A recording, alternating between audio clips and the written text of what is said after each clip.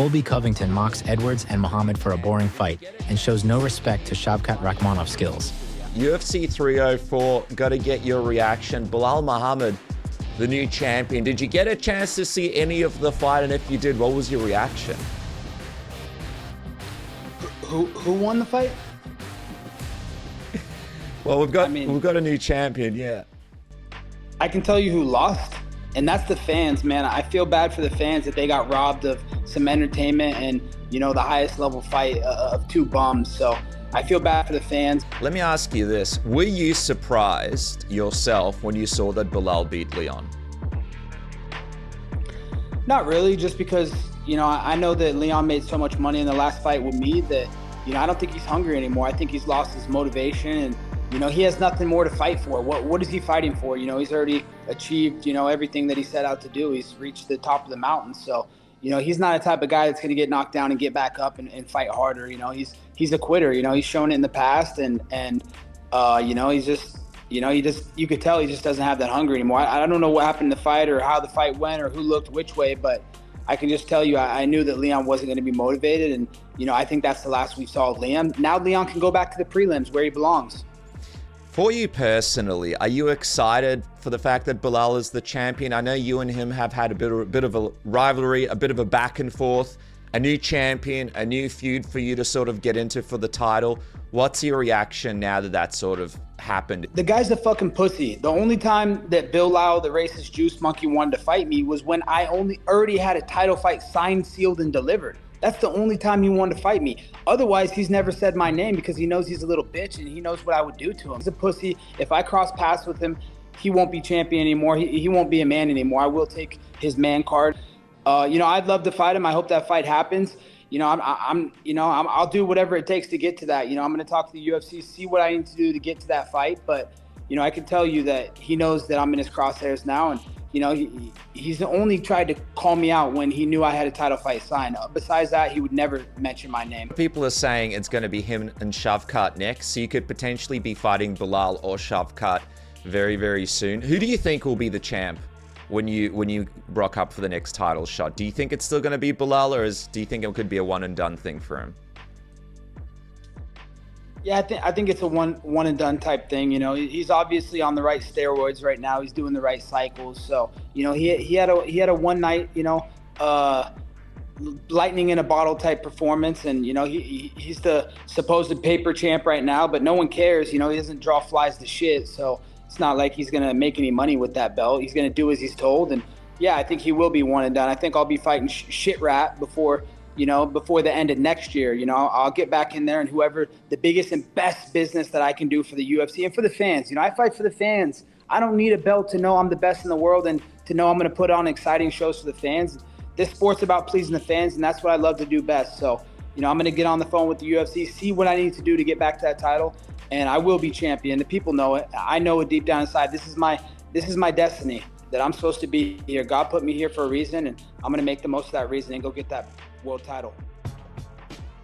Cory Sandhagen is prepared both mentally and physically for his fight against Umar Nurmagomedov. He's embraced the challenge of fighting in Abu Dhabi and motivated by his underdog status. Let's talk a bit about the matchup. You're about a plus 240 underdog. Do you care about these things at all? Does it motivate you extra? Are you surprised by the odds? I'm motivated extra for sure. I'm a little, deep down, I don't really care. Yeah, it puts a little bit of a chip on my shoulder just because I don't really, I guess, understand it. But that's fine with me. I'm gonna definitely make some people rich. So. And speaking of odds, also the title fight that was just announced between Sean O'Malley and Merab, are you happy to finally see that it has a date, which is very close to your fight timeline-wise, September Noche UFC, but O'Malley's a slight underdog. So for a two-part question, first off, are you excited to see that it finally has a date because they've been talking about it for so long? Yeah, definitely. I mean, I think that, yeah, I'm pumped. I plan on being there. I think it's going to be an awesome show at the Sphere. It's going to be, I think Dana said that it's going to be a one-time thing at the Sphere, so I definitely want to make sure that I catch that, and then I want to see who I'm fighting after. So when you say catch that, any interest if you get past Umar in being a backup, or does that role not interest you? I don't know, it'd have to be for a lot of money. UFC posted a cool set of black and white photos on Instagram featuring the fighters participating in the upcoming Abu Dhabi event.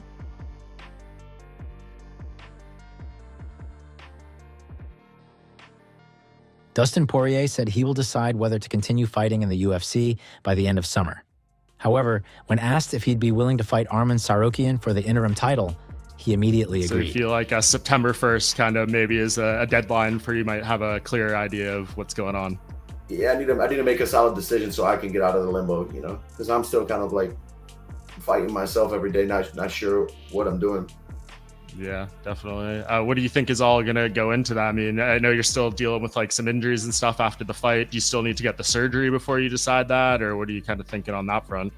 So I'm supposed to have surgery on my nose in October. But like if I made a decision or something popped up, I can push it back or whatever, you know. I'm just thinking like, who is there for me to fight, you know? But I just got to do this 30 days, get in shape, get back on the mats hard. I haven't been able to grapple. I've been able to hit the bag and stuff, but I haven't been able to grapple live. I might be able to now. My knee's feeling better,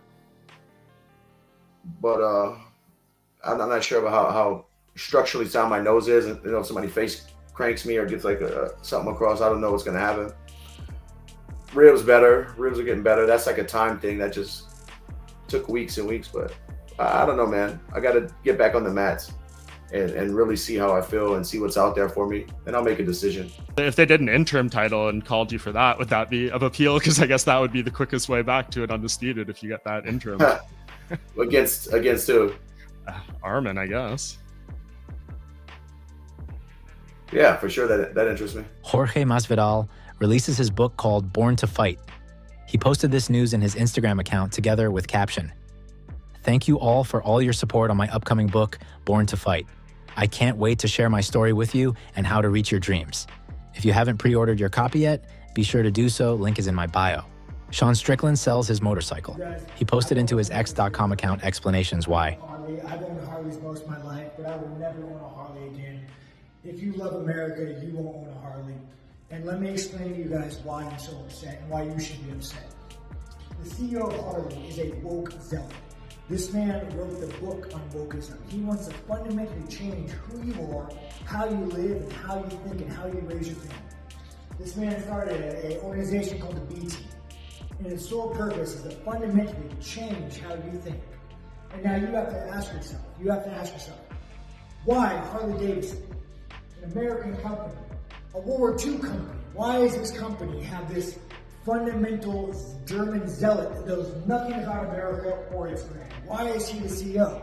And I'll tell you guys, there's two companies, Vanguard and BlackRock. $10 trillion, they own everything. When you want to know who the enemy is, it's BlackRock and Vanguard. Who is one of the biggest owners of these companies? George Soros.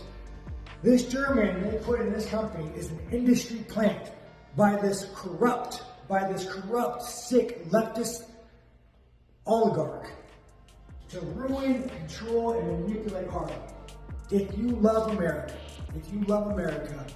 you will not own a Harley. And I'm getting rid of this Harley as soon as possible. That's it for today. Please subscribe and give a like to this video. Many thanks, and see you in the next one.